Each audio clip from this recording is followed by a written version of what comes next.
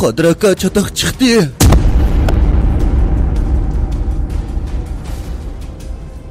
Bu Kenet meni qarshi olmaydi ekan.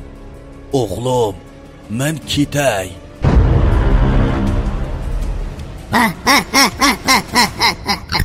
Hammangni o'ltirib aytaman. Hammang o'lishsan.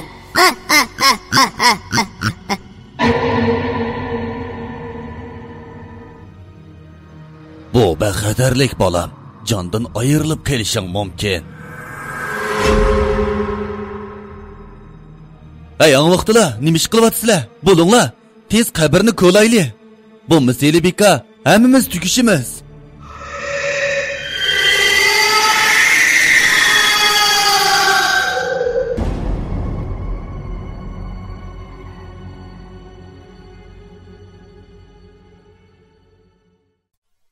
Sür basqan Kenet. Birinchi qissa. Yoz faslining pijg'irim vaqtlari edi. Qodir aka oilasidagi mehmonxona uyiga yondab silingan supida ayoli Savarnisa etgan mazzilik tomoqni yeb, noshta qilib o'ltiradi. Tuyuqsizlar eshikdan qo'shnisi Olim yugurib kirdi va hasrab turib, "Qodir aka chatoq chiqdi" dedi. Buni anglagan Qodir aka yeyotgan tomoqni qo'yib, "Oldirmay so'zla ukam, nima ish bo'ldi?" deb yondirib so'radi. Olim noyit qo'rqib ketgandek turadi. O jiddiy talaffuzda, "Kentimizdagi shoqiratma kulida Husayn tog'ining o'g'li Qosim laylab qopti" dedi. Buni anglagan Qodir akaning yuragi jig'ida bo'lib qoldi. Chunki necha kundan beri bundaq o'lim yetimlar ko'p bo'lib kelyotdi. Qodir aka darhol o'rnidan turib, qo'shnisi Olim bilan ko'lning yeniga bordi. Ular bag'anda kanitdikilar Qosimni allaburun suvdan suzib ep bo'lgan bo'lib, hammasi uning atrofida yig'lab, urib o'ltirishadi. Bo'libmi Qosimning otasi yig'lab o'zini yo'qotib qo'yib-otadi. Qosimning onasi Buajarxon yig'lab bo'lanmay aylanib ketgan bo'lib, 3-4 ayol uning atrofida uning put-qo'lini va chekisini o'g'lab-otadi. Qosim yolg'iz o'g'il bo'lib, amdila 16 yoshga kirgan edi. Uning o'limi hammani cho'chitdi. Chunki uning ichki ko'zi yo'g'inib, sirtiga poltiyib chiqib qolgan bo'lib, ko'z chanoqlarida qon eqib qaytib qolgan, eg'izi yirtilib, quloq tuviga kelib qolgan, tili sug'urib elingan. Badallari suvda uzun turib ketgachga, ko'kirib tutqisiz bo'lib ketgan edi. Buni ko'rgan kanitdagi kishilar yig'laydi, qoqshaydi, qayg'uradi. Chunki hech kimmi bunday sirliq o'limning o'zlarining jinni qachon elishini, qachon bunday vahimaning o'zlarining beshiga tushishini bilmaydi. Husayn tog'a ming bir jafoda beqib qatorga qo'shgan o'g'lini uzitib qo'ydi.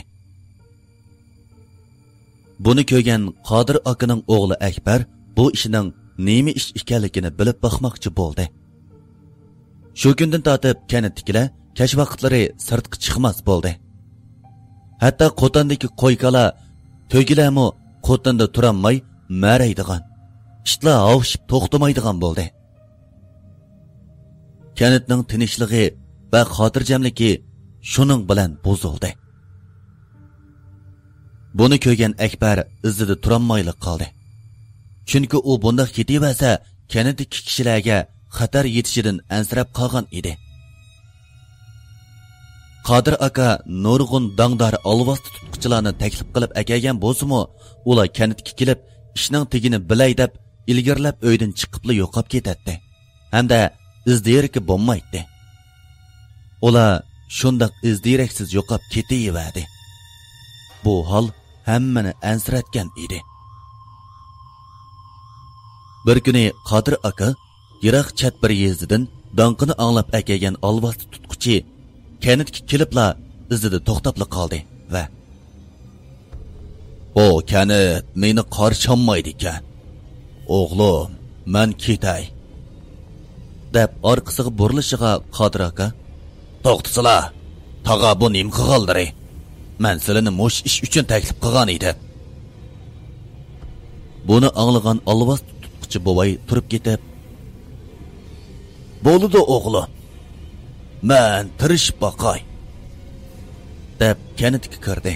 O kanitga kirib, Qodir boyning uyiga o'rinlashdi. Qodir akaning o'g'li bu olvos tutqıcı bovayni ko'rib, xo'shal bo'lgan edi. O ko'nglida, "Endi buni g'alati ishlar bo'lmaydigan bo'ldi. Kanitdagi kishilar endi xotirjam turalar" deb o'ylagan edi.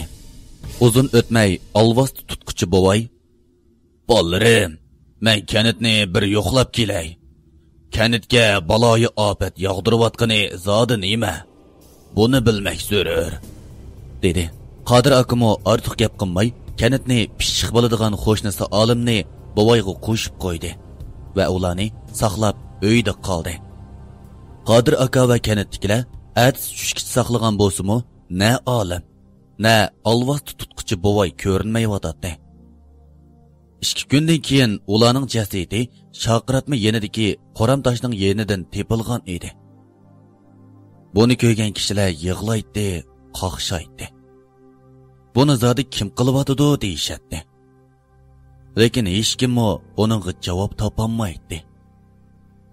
Olvos tutqıcı bovay bilan olim o'xshash usulda noit ichinishlik o'ltirilgan bo'lib, ularning ko'zlari choniqidan chachirab chiqib ketgan, quloqlaridan qon sirg'ib qaytib qolgan, eg'izi quloqqichi yirtilib, tili sug'urib ilingan, ikki beliki uzilib, uchaylari sangilab sirtiga chiqib qolgan holatda edi. Buni ko'rgan kishilar yig'ladi, qoqshidi. Ayollar bo'lsa, u ishlarga qarab turib bo'lolmay, o'shidan ketdi. O'shidan ketmaganlari bo'lsa, choshlarini yo'lib yig'laydi. Bu ikkisining o'limi hammaga bak ig'ir kelgan edi. Qodir aka bo'lsa, to'xtamay o'zini ayiblaydi. "Olimni men o'ltirdim. Olimni men o'ltirdim" deydi.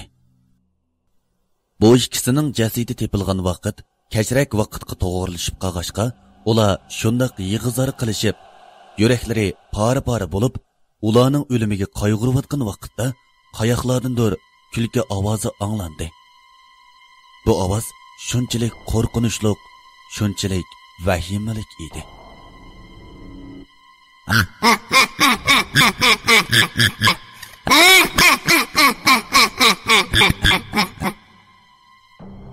Buni anglaganlarning hammasi turibla qoldi.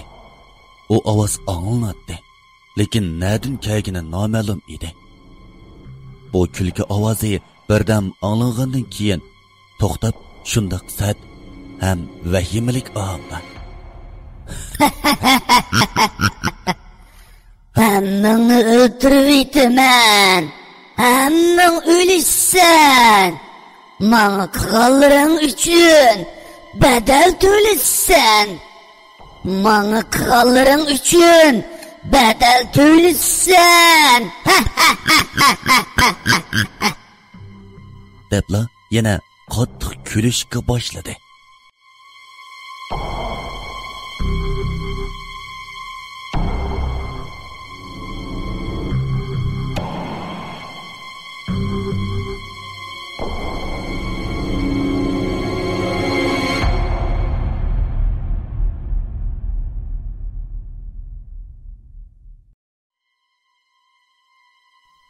Aziz anglag'uchilar, vahimalik asar Surbosqin kanitning birinchi qismi mush yerda tamomlandi.